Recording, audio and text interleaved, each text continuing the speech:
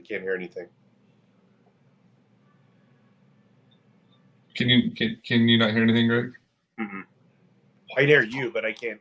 I can hear you, but I can't hear the soundboard. Whatever. Episode 291. We're live. Oh, there you go. Okay. So it is. It's Sunday-ish, and it's 9 a.m.-ish, and we're live. And hopefully you're here to know that we're live. Episode number 291. Trying something out a little bit different tonight. Both have shit going on tomorrow, so we thought didn't want to lose out on a show. So welcome. It's a little shindig we call Sports Talk 916. Hopefully you're here to know that we're live. Cool. Yeah, that's us. We are here. I don't know why the soundboard's not pumping through the way it's supposed to be. I think I just turned it down too far. And I can hear echoing back to you. It's probably because you don't have headphones in. Yeah. Well. Just anyway. So I'm Coach Greg. That's Mr. Chief Greg Bull. And together we're the two-headed monsters of Greg that we like to call Sports Talk 916. What's happening, man? And if you notice on screen, apparently I'm Nolan Torrey. What? Apparently I'm Nolan Torrey because everything is set up from the Sharks Talk episode, which you may have seen or may not have seen the other day on the Sports Talk 916 Network, which we're super excited those guys are back. They made some predictions. They made some observations about the impending Sharks season. Some of those predictions already came true when it came to captains and such. So it's good to have Chad and Nolan back. That's like right around the corner, too. Yeah, that's super right around the corner. Thanks, Josh. I'm glad you noticed my haircut. It's a little on the short side. Let's talk some stuff. First of all, how was your week? How was water polo? Good. Lots of water polo. So, girls had 6 games in the last 4 days, and we went 4-2. We've already eclipsed the number of wins that we had all last year, and we have 18 games to go, so that's pretty good. And we got a little revenge on the team that beat us on Wednesday. Should have won that game, but we shot, I believe it was 4 for 26. Ouch. So girls look good. They're coming along. I think we got a playoff run in us, so should be kind of cool. Very cool. Very cool. Nothing. Same old. Just work and getting ready for another Spartan race. Went up to Seattle last weekend. Had one there. And have one in 2 weeks in Tahoe, in blistery Lake Tahoe. So we'll go up in there and freeze to death and see how that goes. And then, we'll just kind of play everything by ear. So, yeah. Let's start off with something local. We always talk local, but let's start off with something big and local. Last night, the Sacramento Rivercats went into Texas versus the Round Rock Express, up 2-0 in the PCL championship game, and won 7-5, sweeping the Express to win their first PCL championship since 2008, the first with the Giants AAA as the Giants AAA affiliate. So now all those A's fans that go, oh, we look at all the championships on the wall. Those are all of ours. Fuck you. Right. Congratulations to the Rivercats. Despite the fact that literally I shouldn't say literally because the whole team, it's a team effort, but anybody that made this run substantial at the end got called up right at the start of the playoffs, like right before they played Vegas. And it's like, well, are we going to even have a roster? And everything came through. They won 2 out of 3. They won 2 out of 3 in Vegas. They won 2 out of 3 in Vegas. And they won that round. And then they swept Round Rock for the PCL title. Now on Tuesday, they have one more game. So winner take all. Can't remember who they're playing. Columbus. There you go. They're playing Columbus. It's the Cleveland Indians AAA affiliate. Oh, okay. For the AAA championship. Like I said, 1 game, 6 innings. I'm just kidding, 9 innings, and you remember winner takes about all. baseball, right? You know about baseball? Yeah, I know about baseball. 9 inning games. Yeah, except they're playing international softball rules. Right. 6 innings. No. So good luck to the Rivercats in Columbus on Tuesday. You can follow them on rivercats.com or check Sports Talk 916 on Facebook. We'll have updates going all throughout that game to keep everybody abreast of what's going on. So good luck to the Cats. So what that tells me is Farhan is doing what he's supposed to be doing. Yes. That team last year was nowhere near even making the playoffs. That team last year was AA. Yeah. Yeah. And so it's nice to see that the moves that he's making so far are paying off because I think his first priority has always been to build up the farm system. And you can see that that's happening. What was it? Did the Little Giants, San Jose Giants, did they win their Division II or make the playoffs? So all 3 levels of Giants minor league system, the San Jose Giants, the Richmond Flying Squirrels, and the Sacramento Rivercats all made the playoffs this year. Right. So I can't remember. I don't even know the last time that ever happened. So, I think we're seeing Farhan paying off so far, and I'm excited for the next couple of years because it's just gonna keep continuing. And I'm going to put this out here to anybody that's listening, especially like East Coasters who are near Richmond, Virginia. If any of you can get your hands on a size 7 7/8 Richmond Flying Squirrels ball cap and get it out here to me in Sacramento, I will love you forever. I gotta figure out what size hat I wear. I've been begging the Rivercats to stock. Not even stock. Get me a goddamn Squirrels hat because the logo is amazing. It's literally just a squirrel. It's just flying across the top of the hat. I've never watched the game. I've never seen a game. I've never been to Richmond, Virginia. It's just one of those logos and one of those hats that I've always clamored to get. I know I can order one online, but I think it'd be cool if one was sent to me. I was just gonna say there's this new invention that you might want to look at. Like the internet. Yeah. Yeah, like online shops. Don't take this away from me. We're going to be branching out East Coast soon. Spoiler alert. Maybe one of our guys out there, one of the new listeners, we're going to gather from the Eastern Seaboard can make my dream of having a black Richmond Squirrels size 7 7/8 hat show up on my front porch. Let me see. I want to see what it looks like. The Flying Squirrels logo is awesome. And the only reason why I know about it is because I'm a huge advocate and a huge purveyor of video games, and I play Major League Baseball, the show, all the time. And in Road to the Show, when you get drafted to a team, they start you in AA. So every time I've ever made the Giants or been drafted by the Giants, you start in AA, and I've had a chance to be on the Flying Squirrels, and it's just an awesome logo, and I just it is an awesome logo. I'm looking at it right now.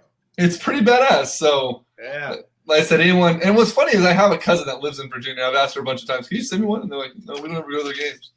Okay, well, next time you drive by their ballpark, can you just grab me a fucking hat? But yeah, anyways. So congrats to the Rivercats. Hopefully everything works out well, and we have a AAA championship to go along with the PCL championship, because in my recollection of all Rivercats championships, 8 of them, I don't recall them ever doing well in the AAA championship game. I feel like they always kind of sputtered out, and they always end up losing that game. They have. I know they have a few of them, but it's one of those things where it's like I always remember that being like a letdown. It's like, oh, we won, and then we didn't win anymore. Okay, cool. But yeah, PCL championship, like I said, big for the Giants, AAA affiliate, big for the building. So big props to Farhan Zaidi down there in San Francisco, building up the farm system. So god damn, that is loud. Oh, I apologize if you can hear that. Studio audience is fired up. That kind of hurt my ears. I'm not gonna lie. There we go. That's more manageable. The Crickets are back. So yeah, there's that. So congratulations, River Cats. NBA training camps are soon. Kings are talking about an extension with Buddy Hield. Talking about a max deal for Buddy Hield, a max extension, which I think honestly I'm okay with. You have a proverbial all-star in Buddy Hield. Well, I wouldn't call him a proverbial all-star. I think you have a potential all-star. That might be the P word I was looking for. Yeah. I mean, he's not – he's I think this is a year for him to shine, and I think he's gonna really take off. And, you know, the problem is there's a shitload of two guards in the West that might keep him off the all-star team, but he's going to be representative. Yeah, he's gonna be.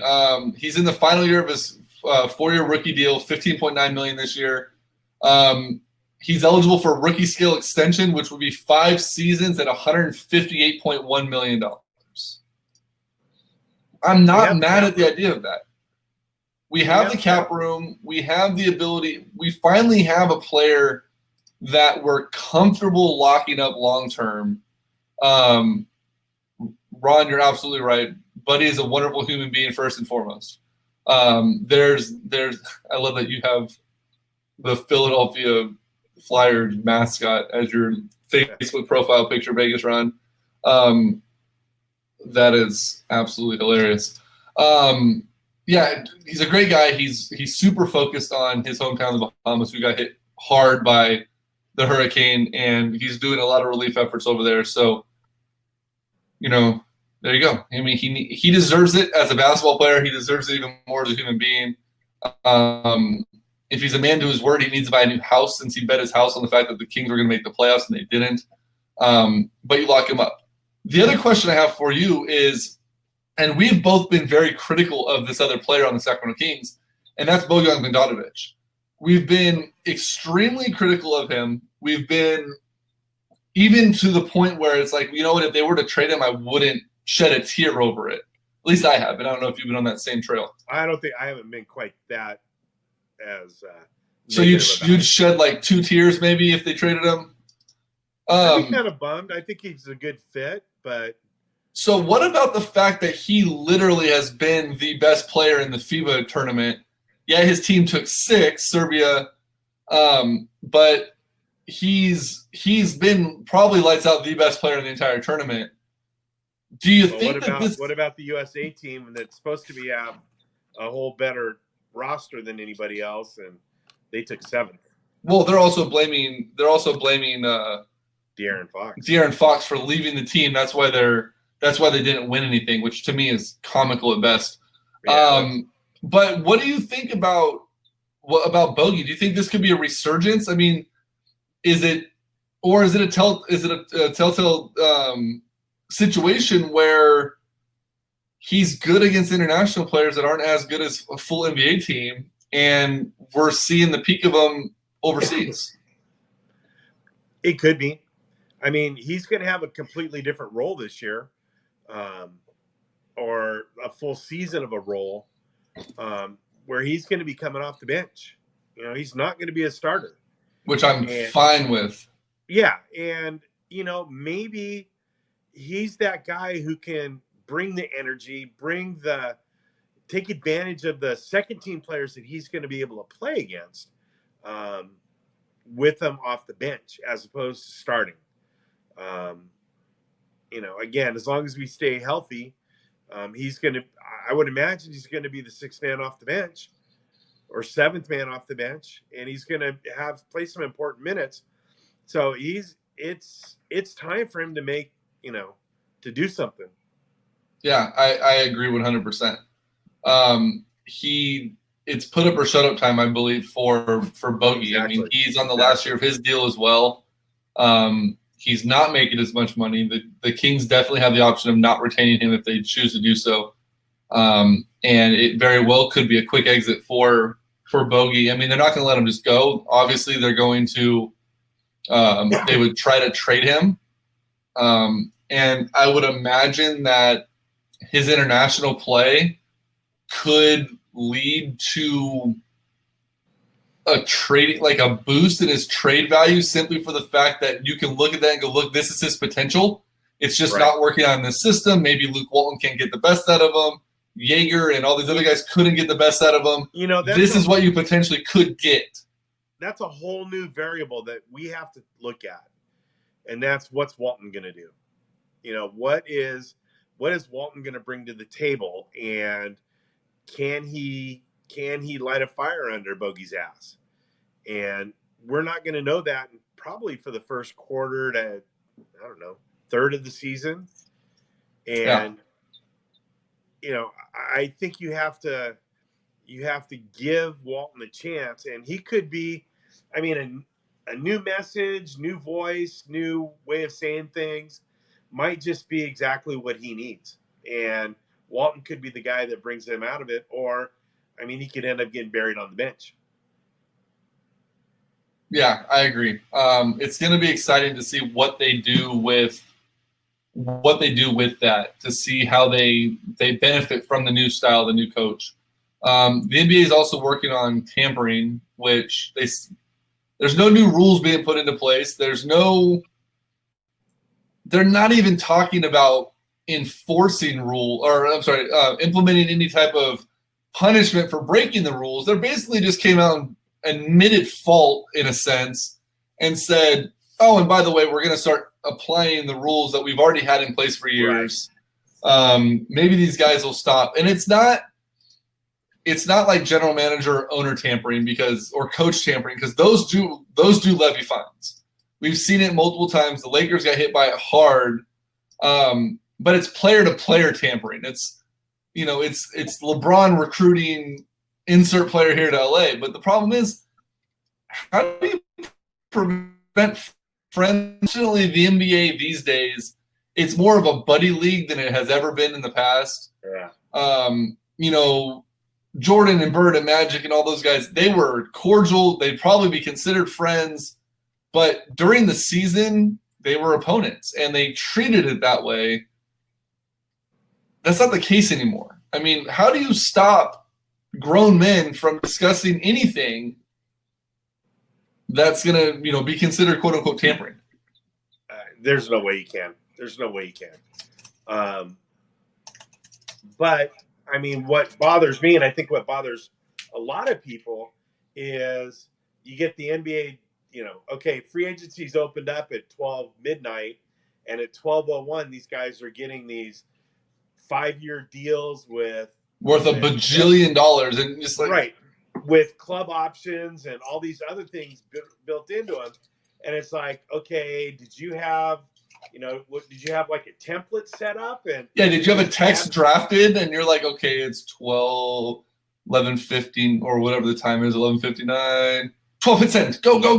Like, you know what I mean? Like, and how fast are these guys reading and crunching numbers that it's going to work out for them? It doesn't make any sense to me at all. No. So they have to have that shit done.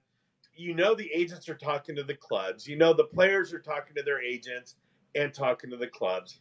And, it's ridiculous. So, there's got to be something put in place that says, hey, you either have to talk to X number of teams, or you need to wait 5 days before you can sign after things have opened.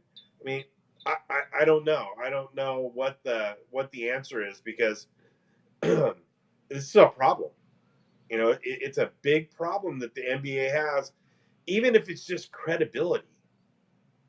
That the teams are not credible in terms of, we actually, we've negotiated with this guy, and that every team has, a potential shot at getting some of these guys. Right. And what's more upsetting too, and I don't know how big of a chance it is, but I guarantee you that there are still teams that are following the rules, and they're doing it the right way, and they're the ones that are essentially getting burned. Maybe they have a new general manager who's wet behind the ears and he doesn't realize that everything's going on, or maybe he has a general manager, that that just doesn't understand what the hell, like the dynamic of how the league works, or there's shady ass players that are like, oh, I'm not going to tell anyone we're talking about it, or and then all of a sudden it's like, oh, by the way, nope, sorry, or let's say you're a general manager and you're talking to player A, and you guys are buddy and you're planning something out already, and then I come in as another general manager and I hit you up and I'm a less desirable team, but I have more money to spend. Your agent may kick a message back to me and go, hey, it's not 12 o'clock yet. Don't push the envelope. We don't want to get caught, blah, blah, blah, blah, and then throw me off the trail. And it's like threatened, they get threatened for tampering, whatever the case may be. Now it's like, well, shit, I'm going to mind my P's and Q's. I'm going to sit over here till 12:01. And then 12:01 hits, I hit up player A, and it's like, oh, he's already signing with this guy. And it's like, well, what the how? You know what I mean? Let me quickly read this paragraph from an SI report that I just pulled up. It says tampering became a hot topic again this summer after several deals, including Kevin Durant's 4-year deal with Brooklyn, hit the media within minutes of teams legally being allowed to negotiate them, while most free agency was finished within 24 hours. By league rules, players and teams were not allowed to negotiate until 6 p.m. Eastern Time, June 30th, yet many deals were done shortly after the period opened. Take Kemba Walker, for example. A deal for Walker to go to Boston was already reported before he could formally negotiate with the Celtics. In July, NBA Commissioner Adam Silver addressed the need to rethink how the league does our free agency in light of how free agency transpired this offseason. I still don't think they've done anything. I think, like you said, all they're doing is just talking about enforcing the rules that they had, but it looks like they're also putting some meat behind them. The maximum fine for tampering with player or team personnel would bump up from $5 million to $10 million per proposal. The fines for unauthorized agreements could extend as high as $6 million for a team and $250,000 for an individual player. So, in other words, if they consider you tampering, which if you announce a contract at 6:01, that sounds like it took more than a minute to negotiate. You could be paying the league $10 million. Yeah, but are they gonna? No. Are they gonna enforce it? No. It's a player-run league. They're not gonna piss off the players that are running the league. They're just not. And that's the grisly truth behind it, is they're not gonna do anything about that. So it is what it is. The other thing, you mentioned Kevin Durant, and I thought this was kind of interesting. Did you see the report that came out about him? They were asking him about his quick exit from Golden State and how he felt about Golden State and all this other stuff. And he came out and basically said the main driver of him leaving Golden State is, well, let me back it up. The reason why he left Oklahoma City to Golden State is that the camaraderie and the bond that Clay and Steph and Draymond and those guys had when they knocked Oklahoma City out of the playoffs that one year was something that he felt was gone from Oklahoma City. Him and Russ didn't have that anymore. They had already lost Harden. Right. So he went searching for that. And he went to Golden State. They won a couple rings. Everything was fine and dandy, 2-time finals MVP, whatever. And he said that the reason why he left Golden State so quickly without even a second thought was that he felt he never fit into that core. He always felt like he was an outsider to that group. They never fully accepted him and embraced him the way that he was hoping to find, and felt that he has a better chance of doing so in New York with Kyrie and all the other guys that are there. That's why he left. Yeah, but didn't he also say that he hates the NBA and hates what the NBA's have evolved into? Something like that? I didn't see that, but I was more hung up on the fact that it was like, wait a minute, what the hell? Like, that's your reason? Because, I thought winning heals everything. And I thought, winning championships is the ultimate end game. And apparently, according to Kevin Durant, that wasn't the case. Yeah. I'm just trying to pull this up that I can't find it now. He had said something. I can't find it now. Yeah, I'm not sure, but I thought it was pretty. What the hell? How do you shut that up? There we go. Yeah, to me that's a cop out, personally. Yeah. But it is what it is, I guess, right? I mean, yeah. I think. It was nice having him there. I think they played well. I don't know. I think there was always from the beginning fear that Kevin Durant and Clay and Steph were not going to be able to mesh together on the court. They did, but I think Durant's game is not the same kind of game that the Warriors want to play. So I think you might see something pretty special from the Warriors this year if everybody comes back healthy. Yeah, it's gonna be insanity in my opinion. Although the Warriors did take a little bit of a hit, Sean Livingston announced his retirement last couple of days. Talk about arguably the greatest comeback story in basketball history. Oh yeah, I remember watching that knee injury live. Yeah, and it was one of the most gruesome, just one of the worst things you'll ever see. Almost as bad as Kevin Ware? Yeah, the kid at Louisville when he had the Lion King bone come out of his leg. Yeah, all bad. Real quick, the Giants. Not that anyone cares. The Giants are out of the playoff race. The Dodgers won the NL West for the 74th time in a row. 7th time in a row. The Giants are 3 games away from getting 2,000 wins for manager Bruce Bochy. They're 0-0 right now against the Marlins. Bumgarner's on the mound. Hey, did you know that the other day at one point, Bochy had 1,995 wins and 2,019 losses? And I saw that somewhere, and then I think you posted it. I did. I couldn't remember where I saw it though. I was like, "This motherfucker! You don't even read our own page." I didn't. I didn't remember reading it on our page. I thought I saw it on ESPN. That's crazy, but yeah, he's 3 wins away from that. Pop quiz, because this came up the other night at the River Cats game before we move on to football. It came up the day that Verlander threw his third no-hitter or whatever it was. Uh-huh. What is, and I don't even think it's debatable, so if you don't get the answer right, I'm going to buzz you, but greatest no-hitter in baseball history. Do you know which game that was? The greatest no-hitter in baseball? Or let me rephrase that, because greatest no-hitter could be phrased as like least amount of pitches or most dominant. Most impressive no-hitter in Major League Baseball history. I don't know. I'd probably go with something by Nolan Ryan or something by one of the old timers. So no, it was by a Dodger. Sandy Koufax? No. Newer, younger, more recent than that. Yeah, let's go more recent. No freaking idea. It was an Asian pitcher.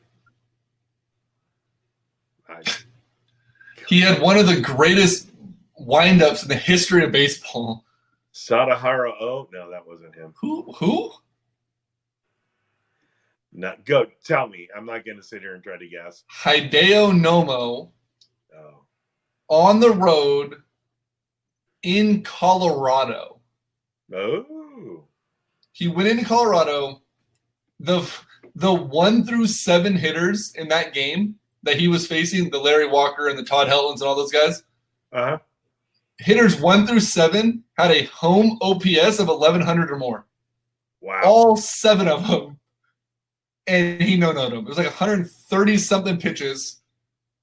In Colorado, no-hitter. Wow. Just the feat of that alone. I was listening to Kruk and Kipe talk about that on one of their pregame things, and they asked about it, and of course, when I'm driving in the car and I'm listening to those shows, I yell at the TV like they're going to hear me, because like for the life of me, like I know like 339-1140, right? I know all the channel. I don't know what area code you have to put in order to call 808 KMBR.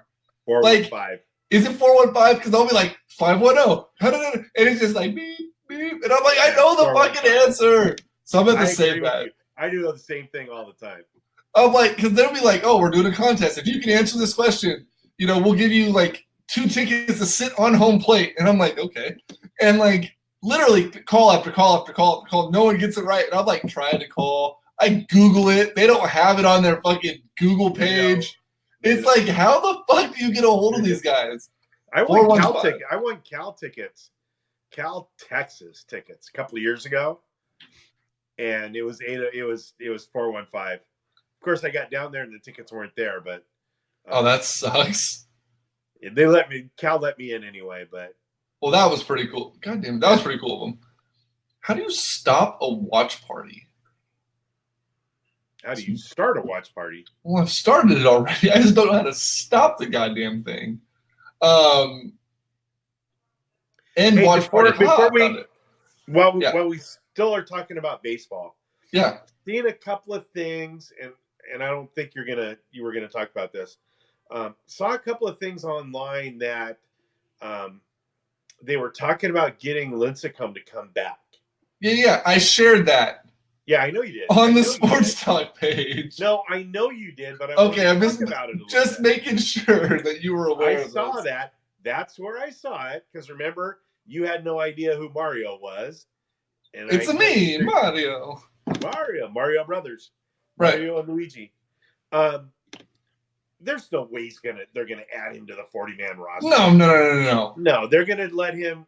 I could see a ceremonial first pitch. He'll take the mound. He'll get an ovation. Yeah, Bochy will come out and pull him. These guys talking about putting him on the 40-man. There's no way. The only possible way that would work is if there's an injury for the injured list that's not yet on the 60-day who's eligible for the 60-day. So I don't know if Moranta's been moved to the 60-day or not. I don't know if I know Pablo's already on there. I know Watson's had some issues, but I don't think it's going to land him on the IL longer than a 15-day or a 10-day. So it would come down to, does Moranta have a 60-day IL option? If they do, then that opens up a 40-man spot, and they can put Lincecum in. But they're not, and all the fans are like, "Oh my God, he's gonna pitch and watch him do great, and he's gonna get a contract." And fuck no, it's not happening. No way. Like, get the hell out of here. I agree with that. It'll be ceremonial. There's even rumors that it could result in an unofficial retirement of the jersey. It's already unspoken. It's already an unspoken rule right now that no one wears 55, no one wears 18, no one wears 38, I believe it is, Brian Wilson's number. Oh, really? I haven't heard that one. I'm not sure if Wilson's included in that, but I know for a fact 55 and 18 right now are not worn. Right. And it's a respect, it's a respect item for Lincecum to not have his jersey worn. I wonder if they don't retire it once everybody that's gone through that played with Lincecum, all those guys are gone, if they're going to let people wear that number. Who's there that's played with Lincecum? Oh, I guess Posey, Bell, duh, Longoria. Well, not Longoria, but no, Posey, not Longoria. Bell. Crawford. Yeah, I'm retarded.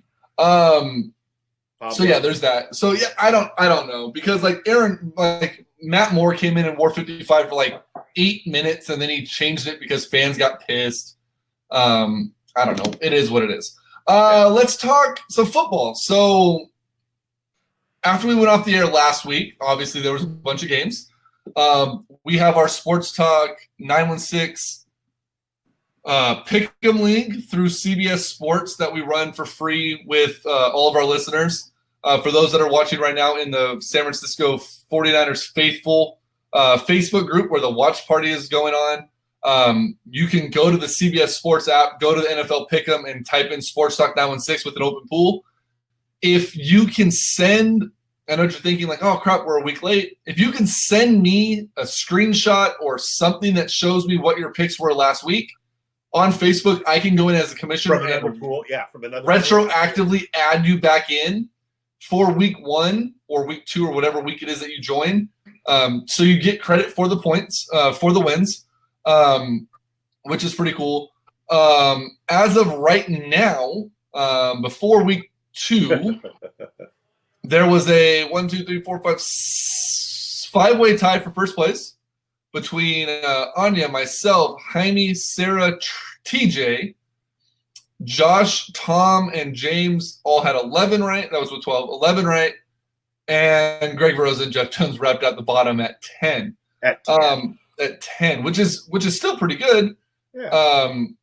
One person so far this week has gotten a game right. My mom must have fallen down to hit her head when she took Tampa Bay, but it worked out.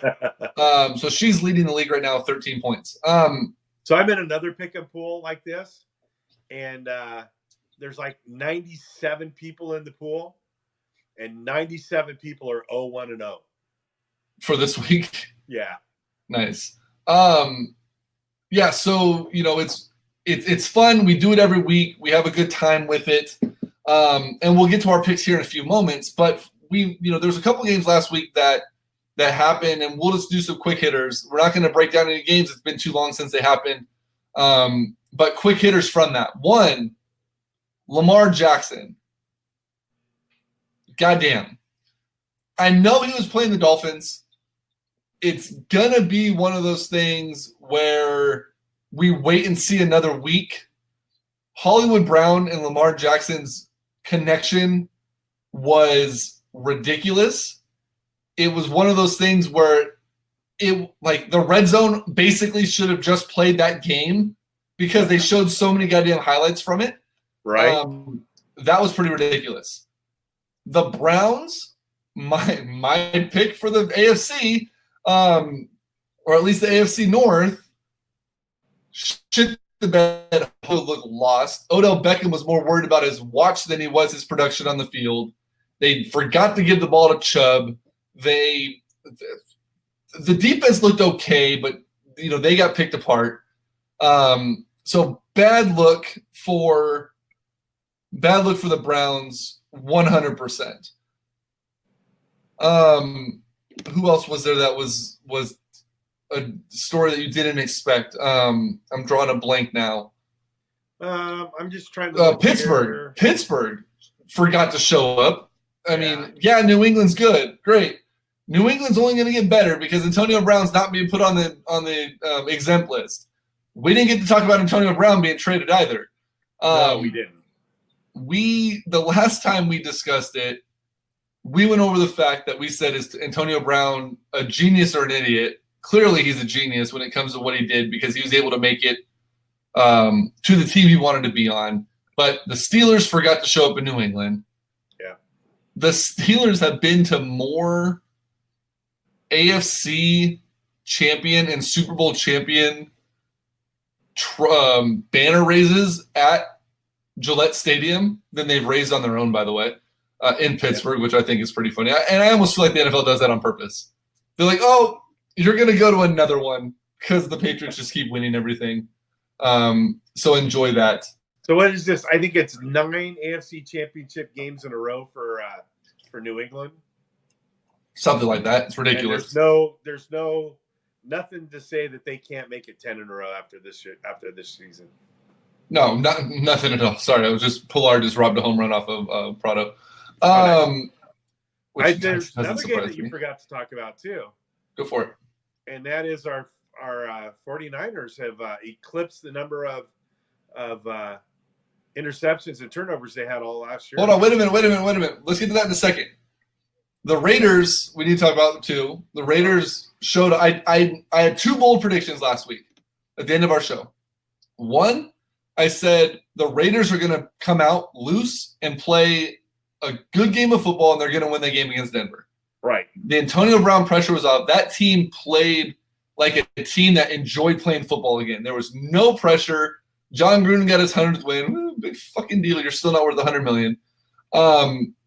And the Raiders look like a team that I don't know that they're going to compete with Kansas City or the Chargers, but one injury to one of those teams, the Raiders could find themselves falling into a wild card spot in the AFC. They do have the potential. Josh Jacobs looks like he's going to be a great running back. Derek Carr looked like the Derek Carr that everyone expected him to be. Well, remember the last time that Derek Carr looked like that, what did he have around him? He had one of the best offensive lines in the NFL. And one of the best running backs in Marshawn Lynch. And he was literally untouched. He had 0 sacks. He had 0 knockdowns. And I don't think he had more than a couple of pressures the whole game. And that was supposed to be one of the Denver Nuggets, the Denver Broncos' strengths is our defensive line. And the Raiders dominated them. So let's see. That's going to be key for the Raiders is if their offensive line can open up holes for the running backs and keep people off a Carr. Raiders could have a good year. Don't think it's going to happen all season, but 2 things also that came from the Oakland game. I can't think of the player's name. I'm trying to Google it, but it's not good podcast or audio for me to be typing. The cornerback that got his neck compressed. Oh, yeah. He's good. They're expecting that he may even play this week. Oh, really? Great news for him. Bad news, their stud safety that they took in the second round last year, Abram. Yep. Done for the year, IR. Torn labrum and rotator cuff. It happened in the first quarter. He played the rest of the game with it. Nah. I have tendonitis on my labrum. There are days that I can't lift my shoulder or my arm over my head. The fact that he played 3.5 quarters of tackle football and had a very successful game at the safety position, I give him all the props in the world. I hope he recovers well. That was a guy that the Niners fans and Niner faithful were clamoring for. The Raiders took him before the Niners could get to him. Yeah, the only benefit that he has that you don't is maybe a little shot of Novocaine or something in there. Or adrenaline, lidocaine, whatever. My other prediction from that game was that the 49ers were going to double their interception total from a year prior. They didn't do that. They had 3. Last year they had 2. But 3 interceptions, 2 fumbles, a blocked punt, a pick 6 for Richard Sherman. Bosa and Ford were literally unstoppable. Bosa's ankle, I'm still going off the fact that I believe that was an entire farce. Yeah. There's no way he's hurt, and they're still talking about it now. Oh, well, they might not play him because this or that or whatever. He played at almost every defensive snap. His ankle's fine. It was to keep film off of him. The Niners look good. Garoppolo obviously is rusty. That's going to come together. Was it Kendrick Who was Bourne? Who was the punter that had his punt blocked? Bradley Pinion, our favorite punter. The offense looked good. Unfortunately, Tevin Coleman goes down with a high ankle sprain. He's expected to miss 3 to 4 weeks. Matt Breida and Mostert are there. Apparently, the 49ers released some 5th-string backup tight end today to make a spot for Wilson Jr. on the roster. So the preseason stud should be coming up as the 3rd running back, possibly the 2nd running back ahead of Mohert, who's really good on special teams. The Niners, they won that game. I won't say in dominating fashion because Winston just looked bad. He did not look as good as he did last night or 2 nights ago. But the Niners, in keeping with the tradition, they stayed in Youngstown in Ohio. They didn't make the trip back to the West Coast. They stayed out there. They play Cincinnati on Sunday. And I believe that Redhead Romo, Mr. Andy Dalton, is in for a world of hurt. So it was announced early this week that the Bengals starting left tackle, was a rookie that they drafted in the 1st round. Supposed to be a stud. Land on an IR. Done for the year. That's a kid from Folsom, isn't it? I'm not sure. I think it is. Kid from Alabama, or Folsom, who went to Alabama. Second stringer got hurt last week. He's out. They're putting in a third string left tackle this week to work against Joey Bosa or Nick Bosa and D Ford on that side. Yeah, that's gonna see how that works out. Redhead Romo is in trouble. The Niners defense should be firing all cylinders. It should be a really good situation for the D. Hopefully they can continue to build off that momentum. Robert Saleh had those guys fired up last week. There were plays that I believe it was the running back I believe it was Barber for Tampa Bay, that after the game, they asked him about the defense and how fast they were and how hard they were swarming to the ball. And there was thoughts. He said, look, they have a good defense. The defensive coordinator clearly had them playing well. But there was times during this game that during the huddle, we were questioning whether or not they somehow got a copy of our playbook. That's how well they were predicting plays. I don't know if it's a Byron Leftwich thing that he's kind of emulating what he did in Arizona last year. I don't know if it's a Bruce Arians thing. But Robert Saleh had those guys going well. In the 49ers group, Leroy Pauline, he predicted for tomorrow's game 27-17 Niners. Stanley Ford, 31-17 49ers are those two predictions that came in. I'm not big on predicting scores. I just predict wins and losses. I have the Niners winning tomorrow. We'll get to that here in a few moments. Right. Anything else that stood out from week one or the first game of week two that you want to discuss before we get to our picks?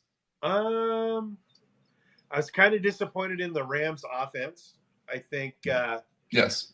They didn't move the ball like the Rams can. And can somebody please figure out a way to stop Mahomes? He looks like he's playing NFL 2K19 or 2K20. I mean, he's a video game. And I thought for sure that defenses were going to figure out a way to stop him. But I mean, I was watching the red zone, and between the Baltimore game and the Kansas City game, it's pretty much all they showed. And I mean, you and I can throw passes to hit some of those guys. That's how much they were open. It's just amazing. Just amazing how skilled of an offensive team they are. It's ridiculous just how free-flowing that team is. Yeah. Fun to watch. I actually really enjoy watching them play. Yeah, it's a blast. What else was there? It's pretty much it. Yeah, and fuck you, Patrick Mahomes, by the way. I'm gonna put on my fantasy football cap. Fuck you, Patrick Mahomes and Tyreek Hill for getting hurt. And God, where the fuck did Sammy Watkins come from? So for those of you that are listening, our league that we run through Sports Talk with our listeners and with some of our loyal, our long-term people that have been supportive of the show, we have elevated points. So it's not the standard scoring. It's boring for us when it's 32-29 or whatever it ends up being. So we have a lot of bonuses. We have a lot of boosted quarterback numbers and a whole bunch of shit. Patrick Mahomes and Sammy Watkins by themselves until the Monday night game when I had Jacobs running for the Raiders outscored my entire team by 25 points. They had 150 points by themselves. I was ready to quit after the first game of the fucking day. So thank God I don't have to play them again. How'd you do in the other league? What other league? Oh, in the league. Did I play you? Yeah. Is that why you're talking shit? Yeah. I don't know. I don't get to talk shit very often, so. It's because you're not good. I'm just kidding. I lost in that league too. So you lost to Natalie? I lost in that league too. No, what the? No. Hold on. Oh, this is the wrong league. I won a game. All right, cool. I really need to change my team name in the downtown. I'm Hot Chub Time Machine in 2 of my ESPN leagues, and it gets really confusing. No, we didn't play each other last week. Yeah, we did. Thought we did. No, because we both won. I thought I played you. No, Okay, you sure didn't. I still beat you. No, you didn't. You didn't play me. Yeah, but I scored more points than you did. You didn't play me. You can't go to a game and go, well, the Ravens put up 59 and Oakland put up 24, so the Ravens won. It doesn't work that way. You got to play again there, pal. That's not how it works in fantasy, though. Let's see here. How many points did you score? 190. I have no idea. You know, that's cute because I scored 254.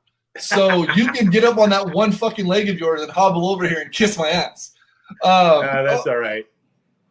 You would have lost by 3 to the guy that I played. He scored 193. So keep talking shit, goddammit. Hey, it doesn't matter who you play. You just have to outscore the guy you play, not everybody in the league.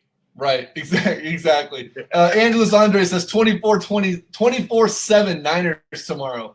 I'm down with that as well. Let's do this. I'm going to play. I don't think you can hear the audio, but we're going to do our picks here. So we got to let Mr. Frank Caliendo read through these real quick here.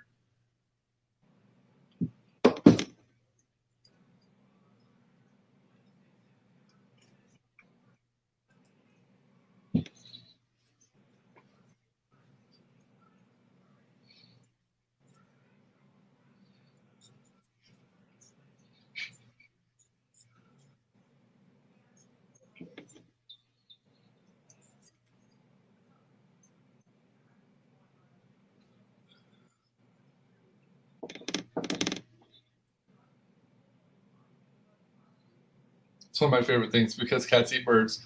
As we mentioned last week, I had 12 right. You had 10. So if you want to keep talking about beating me in things, there's that too. Whatever.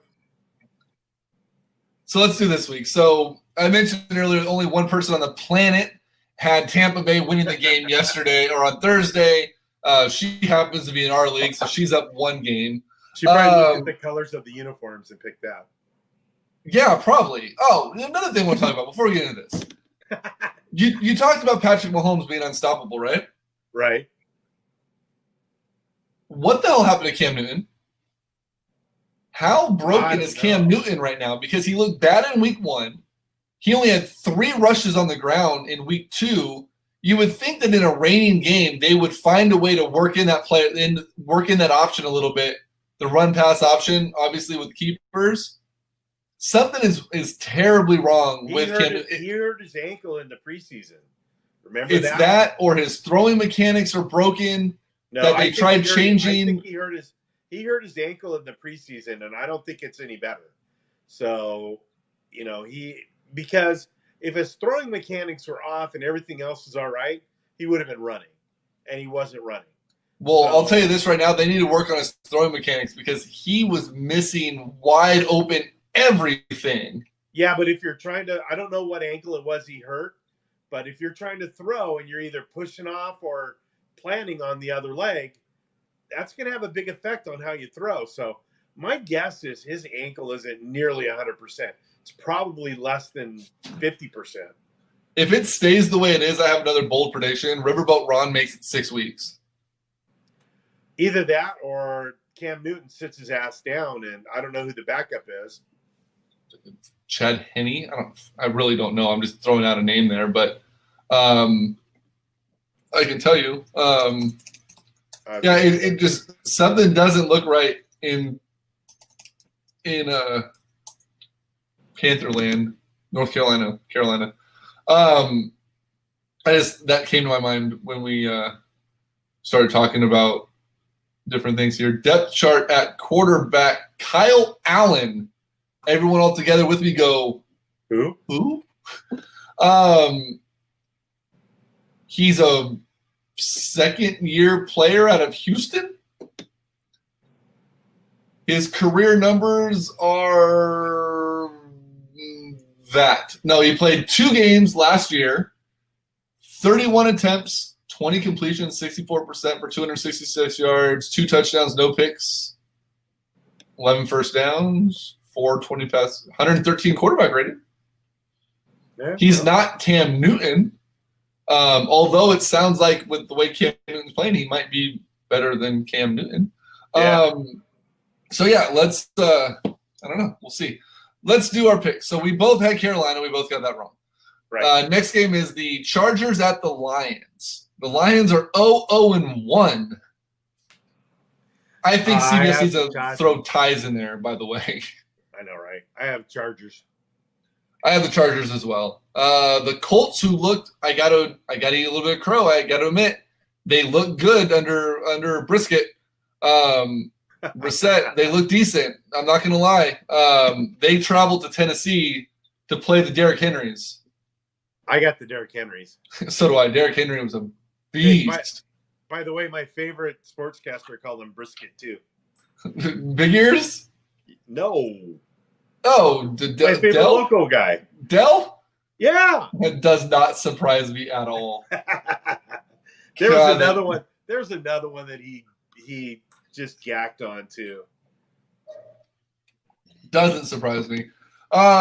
Jaguars took a big blow, losing Nick Foles for 6 weeks to a broken collarbone. Travel to I can't even think of their backup name. It's really hard to pronounce, like Hickamalooey. So he was the quarterback at Washington State last year. Yeah, good quarterback, decent kid. Can't pronounce his name or remember his name to save my damn life. He was the mustache guy. So everybody was wearing fake mustaches at Washington State games, and it was this guy. Okay. He's a good quarter. I actually don't think this is a bad move. That big of a move. I like this. I like him as a quarterback. I think he's gonna have a rough time, but I think he could be something for Jacksonville. It's just gonna suck if he comes in and becomes something, and they realize that they paid Nick Foles a lot of money after drafting this kid. Yeah. So making his first career start, he's going up against Houston. I don't have him winning this game against the Houston Texans. I don't either. 49ers travel to Cincinnati to take on the Bengals. I got the Niners. So do I. Buffalo Bills somehow, some way, pulled out a victory last week. I'm not sure how they did it. It was ridiculous. The Jets gave up 16 points in the fourth quarter, lose by 1. They go to the Giants. We talked about the Bills' schedule. They're in New York like 14 weeks of the season. Right. They travel to the Giants. The Giants are 0-1. Saquon Barkley looked decent. The Giants are in some trouble, though. Not on the field, but off the field. Their entire medical staff is being reviewed by the NFL right now. Really? Because it turns out that Sterling Shepard was playing week 1 with a concussion, and it may have been known. Oh, wow. And they still allowed him to play, so the entire medical staff is under NFL review right now. Wow, I didn't hear that. They're hosting the Buffalo Bills, though. This is a hard game to pick. I got to be honest with you. I'm struggling. I think I've changed my pick a couple of times already, but I think I'm going to go with the Giants. I have the Giants as well. Although the Buffalo, man, I rode with Buffalo a lot last year, and I think they came back to bite me in the ass ultimately. I think weren't they your team of the year a couple years when we did the random? Yeah. When the Niners were starting fucking Brian Hoyer and all sorts of shit, we just decided, okay, well, we're gonna need a secondary team, so we just did the Wheel of Doom, and it ended up. I ended up getting the Buffalo Bills, which was the team we had to pick every single week, regardless of who they were playing. That was rough. Yeah. Gardner Minshew. Minshew, that's how you say his name. One of my swimmers, Josh Zezo, just texted me. So he's too young to be listening, so watch your language. Yes. So Minshew, mustache, Samson height. I was way off. the Dolphins are a train wreck. They are allowing Minka Fitzpatrick to look for a trade, which I think the Niners need to throw a first-round pick at him and solidify the safety position. There's a lot of talk. I heard that on KMBR. They were talking a lot about him. They were also talking a lot about what's his face from San Diego, the running back, Melvin Gordon. Yeah, I would love to see that.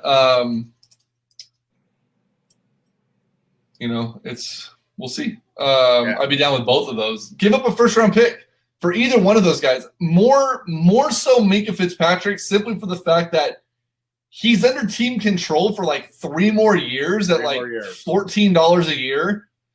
Yeah. And without signing anybody by that 5th year, there's the Niners, like, with raw numbers, obviously not taken into like extensions and rookies and all that stuff.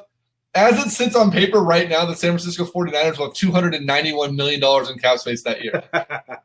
I'm not even kidding. It's like 290 or 261 or something like that. Yeah. Just sign him. Get him over here. He would be great because Jimmy damn Ward can't stay healthy. No. The Del Norte Dolphins are not a train wreck. That's Mike Zez. Is that who you're talking about? His son was the one that texted me. No, the Dolphins. Del Norte Dolphins aren't. We already covered the Del Norte Dolphins. The Miami Dolphins are a train wreck. That's like not to compare, but the namesake is that's like a Mike Barnbaum comment right there. Like I said, that was uncalled for. I'm just saying what is true. And by the way, that comment was brought to you by Fire Wings Wings, right. The best spot, the most flavors. Whatever. Yeah, I have the Patriots destroying the Dolphins. I think they put up another 59 spot, 55 maybe. Antonio Brown's got 4 touchdowns. Is he? Because I have him in a league, and I'm kind of deciding whether I want to play him. I'd play him. I think him and Brady are going to make a statement. They're not stopping Antonio Brown. Okay, so that means I don't play him because I'm telling you to play him. Yeah, exactly. Right. If you were playing me, I'd tell you to play him. Right. Cowboys go to the Redskins. The Redskins didn't look terrible. They didn't look great. On the flip side of that, the Cowboys looked a lot better than I thought they're going to be. Yeah. Prescott might have played him because it's Jerry Jones as the owner. Dak Prescott may have played his way into that $35 million to $40 million a year contract after week 1. And I think it happens by week 4. I think he's motivated, and the better he plays, the more money he's going to make. So he's going to get paid before their bye week, and I want to say their bye week's like week 7. Wow. I'm literally pulling a number out of my butt because I don't know when the Cowboys' bye week is by any stretch of the word. Their bye week is 1, 2, 3, 4, 5. Oh, am I right? Did I guess that properly? Their bye week is week 8. Dang, I was close. That much. Dak will be extended by their bye week, and he's going to get paid a buttload of money. Right. I do have the Cowboys going into the nation's capital and beating the Redskins. I do too. This game's going to be tough. I don't think so far we've had any different games. We might disagree on this one. Minnesota goes to Green Bay. We talked a little bit about the Green Bay game against the Bears. We weren't sure if the Green Bay defense was great or good, or if the Bears offense and Nagy just abandoning the run was a product of the defense or just Nagy being an idiot. We also don't know if Aaron Rodgers' offense was bad or if the Bears' defense was good. On the flip side of that, Kirk Cousins had moments of greatness and had moments of Kirk Cousins-ness. So it's hard to say. Yeah, so Minnesota goes to Green Bay. Who do you have in this game? Who do I have? It's so hard to pick against Aaron Rodgers. I think that they're going to get stuff worked out. He's comfortable in that offense. I got Green Bay. I don't think he's comfortable in that offense at all. I think that's an oversight. Everyone's giving Aaron Rodgers credit. I think Aaron Rodgers is extremely uncomfortable in this offense, and I think it's going to start to show. I actually have Minnesota going into Green Bay and winning that game. Okay. Pittsburgh, one of the surprises of the week. They looked absolutely terrible. They host the Seattle Seahawks. This is another one that I've changed a couple of times.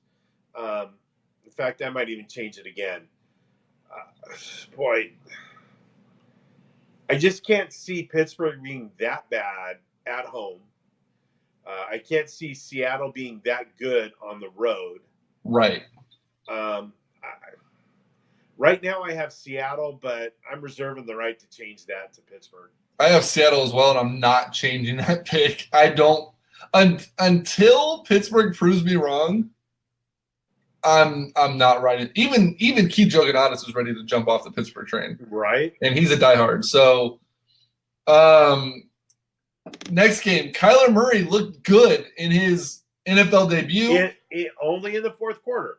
The first two quarters, he didn't. He was horrible. To be fair, all I watched was the last 5 minutes of that game, so he looked great. He looked great the fourth quarter. I did notice one thing, though, about Kyler Murray. His height is going to be a problem in the NFL because in the fourth quarter, they shut down the outside. The pressure on the outside was extremely efficient, and it closed off his running lanes. And when he had to throw over those offensive and defensive linemen, he couldn't get the ball high enough. He had a couple balls batted down the whole game. Right. And I think that when it comes down to it, especially like in weather situations, if the ball's cold, if they're playing against some of those big defensive lines, I think Kyler Murray is going to have trouble. With that said, that game shouldn't even been tied. Matt Patricia gets the Idiot of the Week award calling a timeout with a minute. No. It wasn't him. It was the offensive coordinator. Doesn't matter. It's his staff. Well, yeah. He hired the guy.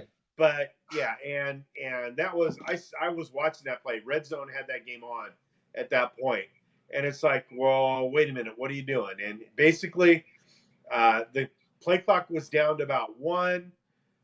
Stafford took the snap at 1 second, completed a pass that would have made a first down, and they could have run out the clock. And the offensive coordinator didn't trust Stafford to be able to get the pass off or the play off, and called a timeout.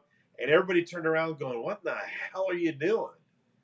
So, and then Arizona got the ball back, was able to come down and score, and ended up tying the game. So it was, yeah, it's a shit show for Detroit. And you kind of knew as soon as that happened that they were either going to lose, probably going to lose. Yeah, for sure. With that being said, I'm going to ride this Lamar Jackson train until it dies. I think he eats up Arizona. I have Baltimore winning at home. I do too. I talked highly about the Raiders. They did look good. I think that there's promise. I don't think there's promise against the Kansas City Chiefs. I think that's the Chiefs. I don't think they steamroll them like I thought they might have, in week 1. But the Raiders do not win their final home game against the Kansas City Chiefs. Nope. And their final home game till like November. Yeah, they're gone for like 6 months while Buffalo doesn't ever leave. Right. The Bears, again, if they abandon the run like they did in week 1, the Bears lose every game this season. Yeah. Mitchell Trubisky cannot throw the ball 46 times and expect the teams to win. No. They go to Denver. Flacco looked okay. I'm not a big fan of Joe Flacco. I'm not sure what John Elway saw in him making that trade. With that being said, I think that the Bears bounce back and win on the road in Denver. I think so too. We really should pick different games. I'm just saying. The Saints go to the Rams, rematch of the no call.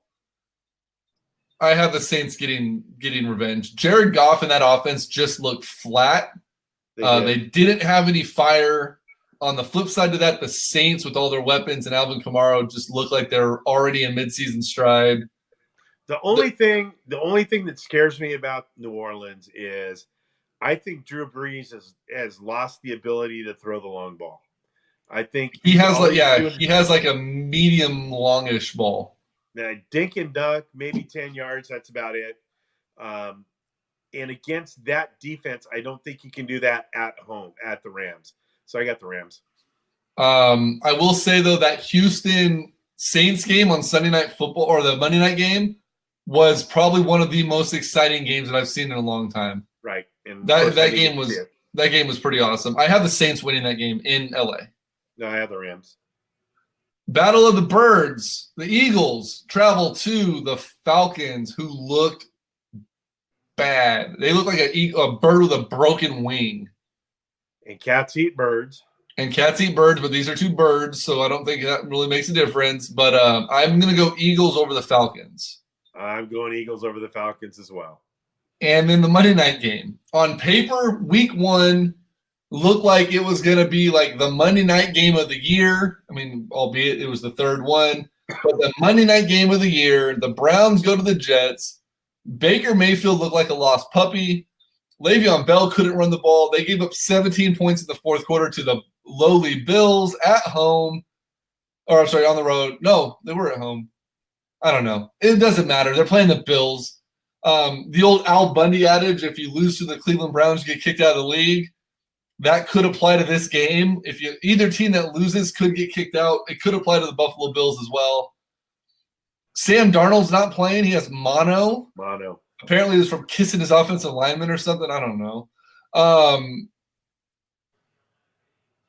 All jokes aside, I hope he doesn't linger on, because I know it's not fun. I mean, I don't know personally, but I've heard it's not fun.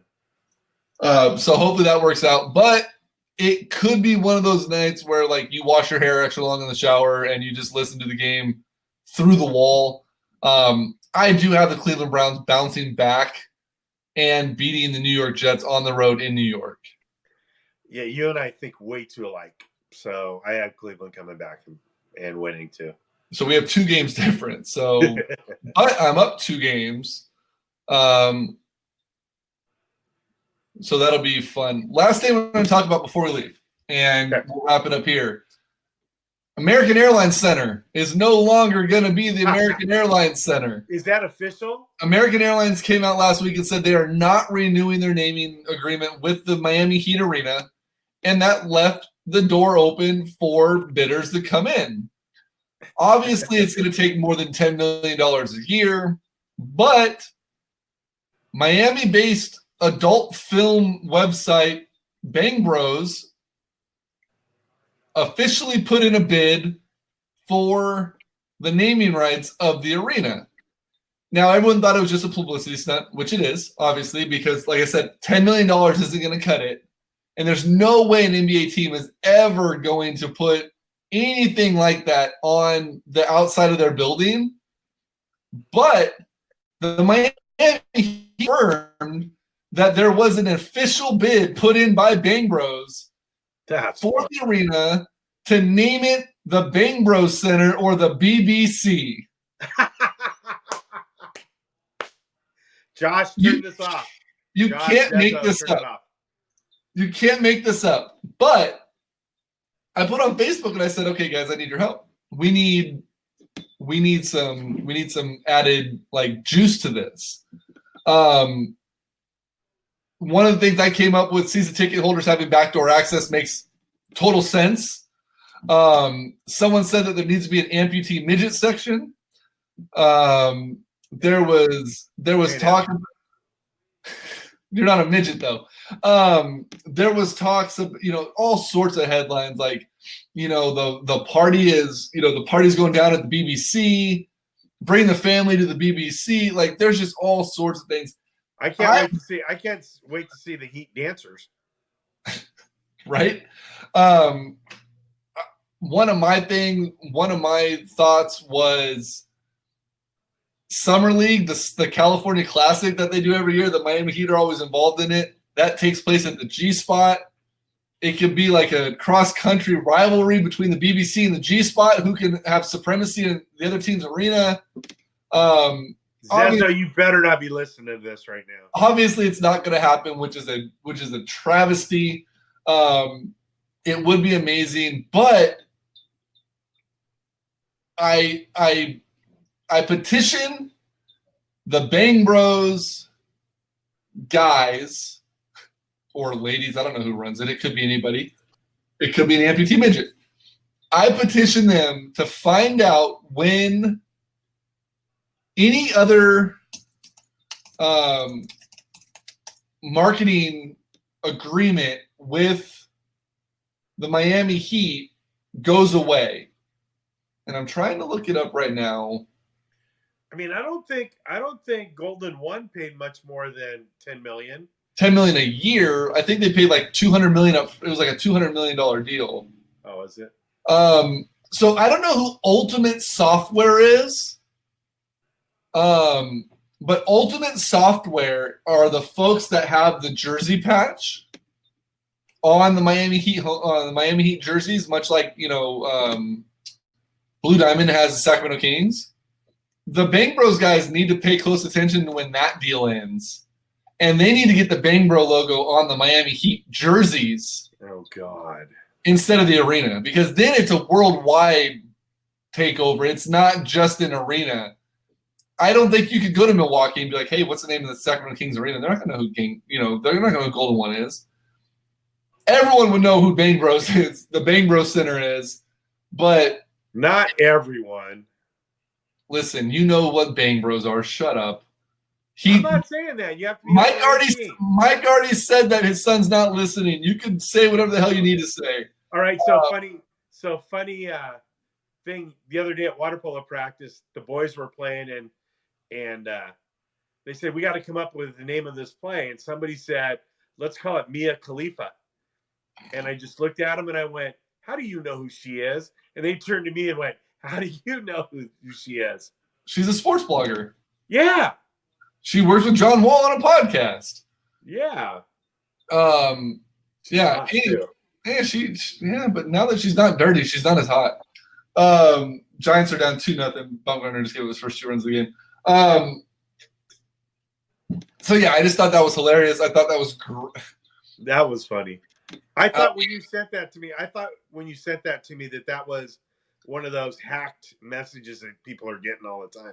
Oh, you thought that I didn't even read the article. I don't know what you're talking about. Right. No, Bang Bros were really going for it. Let me go ahead and pull that post up because I want to see if there's any more comments on that before we wrap up the show today.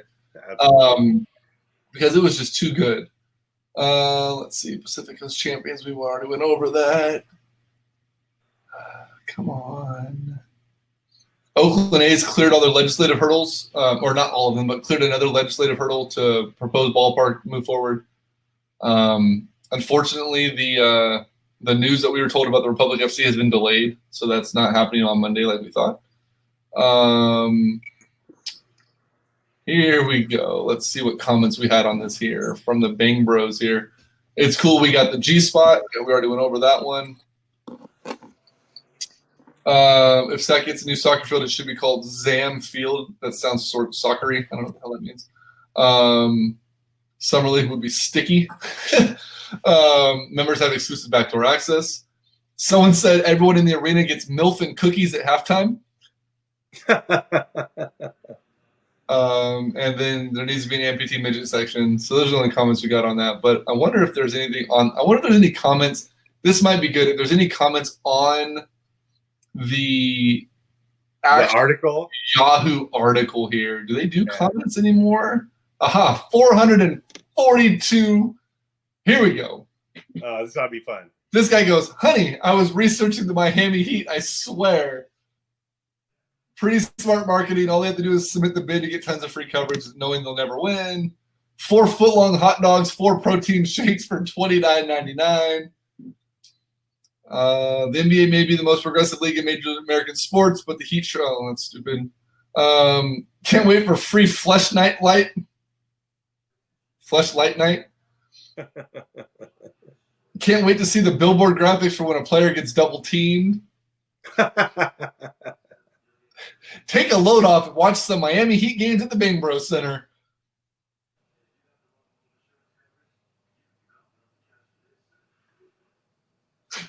Here's the problem. Once they sign up with the Bang Bros as the sponsor, you'll never get rid of them. They can try and cancel, but it'll never happen. Then they got to tell this is why that monthly charge is on your bill. Will season ticket holders get free lap dances? Guess that's a whole new meaning to tailgating. The only thing more confusing, that's racist as fuck. That guy should be banned. I'm gonna thumb down that one. I'm not even going to read that. The new name will be Stanman Gundy Arena, a.k.a. Ron Jeremy Arena. That was dumb, too. I bet the concession stands will have a sale on cream pies. This will bring a whole new meaning to slamming at home.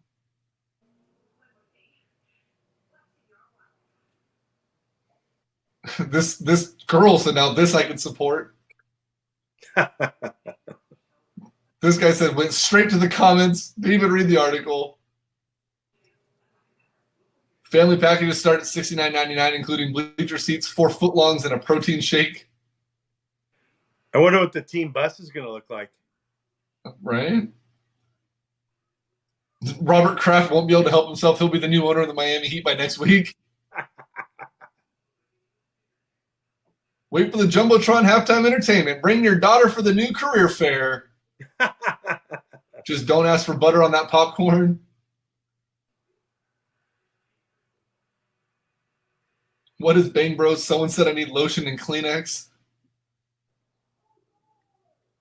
They should resubmit to Vegas. They actually allow whores there. Okay, let's not make this literal. Come on now. If this fails, they should just buy an NBA team, a WNBA team. They would immediately become the most talked about thing in sports. Oh my God! If the Bang Bros bought and owned a WNBA team, whew. Never mind.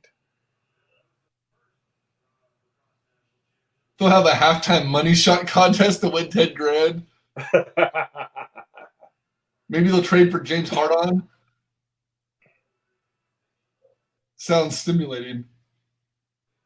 I'll be taking the bus to games. Honey, that better be the Miami Heat that you're watching. Oh my God, this is I should have perused this way sooner for this.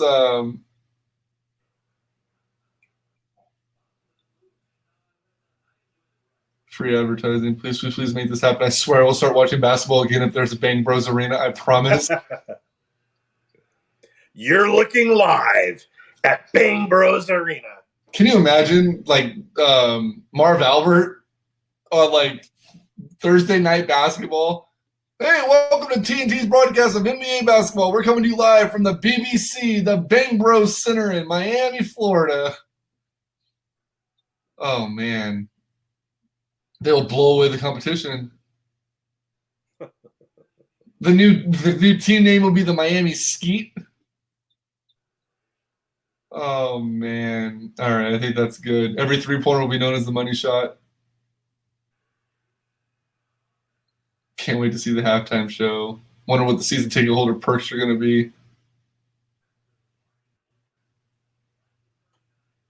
Just think of the commercials. Wow. Okay. This could go down a wormhole that we don't want to be a part of. It might. It already did. This guy says, who actually pays for porn these days?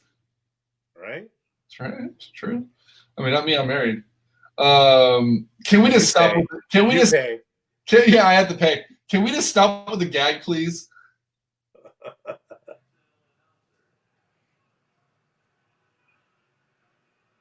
What if the games will be longer than 8 minutes? 12, yeah, they have shorter quarters. No one can go 12 minutes. Yeah. There's gonna be a whole new line of women waiting to get into the BBC. What's funny too, and the last thing I'll say about that is the writer of the article clearly knows what BBC stands for, because he puts it in quotes every single time it's written. And obviously they want to call it the Bang Bros Center, so BBC. You know, there's like 4 or 5 people that are like, why does he keep quoting BBC? What does that mean? And people are going to be like, you better ask your husband. Like, I'm not telling you. You Google it. Just be careful. Every teenager in the country knows what it means. Yeah, pretty much, except for Mike Zezzo's kid, right? Yeah, well, let's hope. Right. But anyways, on that note, God, that statement should have come about 10 minutes ago. Listen, shut it. Good times as always. Sports Talk 916. It is episode 291. Next week we'll be back on Sunday morning. We'll be there may be some formatting changes coming in October just due to work schedules and different such. Likely it'll be Sunday nights instead of Sunday mornings. We'll do more of a football recap, and we could still save our predictions for after the week. We can still do it the same format. We'll still have it. We'll keep everybody up to date. But then we'll have results instead of predictions, and we can talk about how terrible we did. But other than that, I mean, also keep an eye out for Yellow Jacket Media. If you remember Wildfire Sports and Wildfire Radio, we were working with out of Philadelphia for a little bit to kind of get a national scope or a national umbrella. That didn't work out as planned. There were some kinks in the armor. Those kinks have possibly been ironed out, so we may be working with them again to bring a more national feel to our show and get a more broad audience. So keep an eye out for that. In the meantime, for Greg Veroza, I am Greg Bowl. I forgot to mention it earlier, and I even wrote it on my notes, and I totally forgot to put it on there. Our show is primarily sponsored by Albert Chavez of the Albert Chavez Mortgage Team from United Wholesale Lending.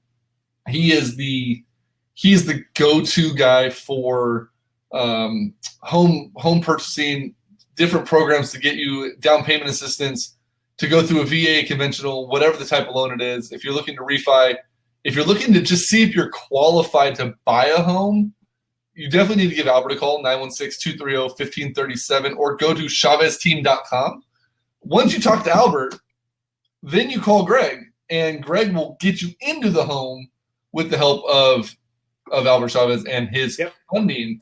So I promise I'll start getting that actually into the show when people are still listening, because I doubt anyone listens at the very end. We still have the other sponsor? Full Swing Ford? Yeah. There's a kink in that armor as well. If you are looking for a car, Tony Pacheco's information still is on our website. Make sure you give him a call before you head down to Folsom Lake Ford. He's basically working right now on appointment only.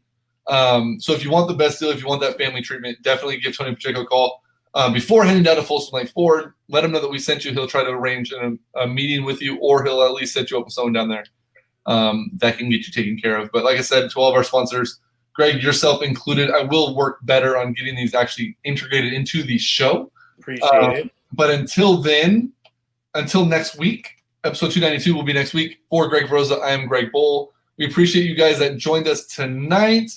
We will see you all next week. Good night, BBC. It actually worked.